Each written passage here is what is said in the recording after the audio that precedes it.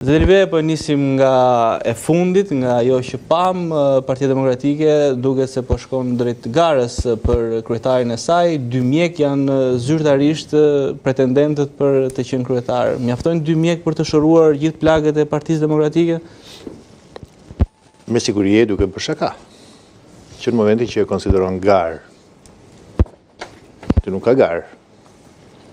Dhe kjo është një gjë shumë e trishtueshme. Të bëj një parantez, nuk e kam thjesht dhe vetëm për atë se çfarë ndodh për Partinë Demokratike, sepse tashmë nuk jam pjesë e saj, por për aq sa subjektet politike, partitë politike janë aktor publik, dhe janë aktor publik sepse janë ata që marrin pjesë në zgjedhje, janë ata të cilët ofrojnë atë që quhet platformë politike që do zgjidhet, janë ata të cilët nesër pas nesër do të shndrojnë vullnetin politik në vullnet qeveritar, janë ata të cilët bëjnë ligje për ne të tjerët, po e quajmë. Sigurisht ka një dozë të madhe të komponentit publik që meriton të analizohet. Dhe unë nga ky pozicion analizoj. Sigurisht është trishtim i madh. Është trishtim i madh për faktin se në çfarë niveli ka degraduar partitokracia në këtë vend. E ku nuk i referojmë thjesht dhe vetëm çfarë ndodh në Partinë Demokratike, atë çfarë ndodh janë si 2 pika ujë edhe në Partinë Socialiste. Madje është dhe më rënd Partinë Socialiste se janë edhe në pushtet. Nuk e kisha imagjinuar kurrë, me thënë të drejtën, që mbas 30 e kusur vitesh, kur mbas 90-s, të mundej që të binte çfarë do lloj skrupulli, çfarë do lloj maske, çfarë do lloj teatri hipokrit, po doni ju, edhe në atë që është ka që rëndësishme që është demokracia brenda partijake.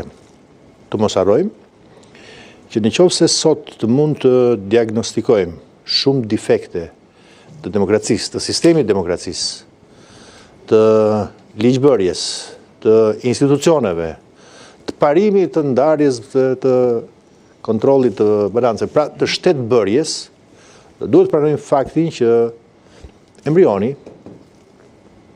thelbi, gjithçka lind nga ambienti i krijuar brenda partive politike. Ka atje një lloj atmosfere apo një lloj regjimi monokratik, autokratik, mungesë demokracie, e me radhë, të gjitha këto do të reflektohen pastaj edhe në qeverisje, po kam përshtypjen se nuk është e freskët si Nuk është e freskët, jo, e vërtet nuk është e freskët. Tashmë këtu meriton në fakt një analizë të posaçme pjesa e Partisë Demokratike, me thënë drejtën, duke ju drejtuar dhe historicizmin. Ku ndryshon ky proces nga proceset e tjera që kanë patur në të shkuarën zgjedhja e kryetarit? Ka një lloj ndryshimi. Po doni jo, një proces i bërë tek Partia Demokratike ka qenë ai në 2013, në zgaboj, në atë kohë kur Sali Berisha bëri gjasme një hap mbrapa, po ajo që ishte garë mes të ndjerit Oldashi dhe Zotit Basha në atë kohë. Megjithëse ajo pati plot drejtësi. Ka pasur dhe ajo defektet e veta, skepticizmin e vet, ka pasur pikpyetjet e veta, megjithatë mund të quhej garë. Më vonë apo më parë nuk ka pasur konturet e një gare reale, edhe në kohën kur ishte drejtues Sali Berisha, po duhet edhe kur më vonë drejtues ishte Lulzim Basha.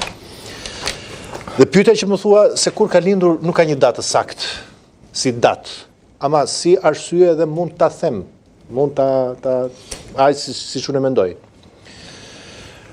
Me sa duket edhe kultivimi i kulturës demokratike, përdor të tërë, zgjidhje tjetër në fakt. Në shoqërinë shqiptare duket që është i mangët. Nuk dua të them me këtë që është vetëm faji i shoqërisë shqiptare. Antarët e partive në fakt janë pjesë e kësaj, si në PS, si në PD, apo dhe në partitë e tjera, janë pjesë e kësaj shoqërie.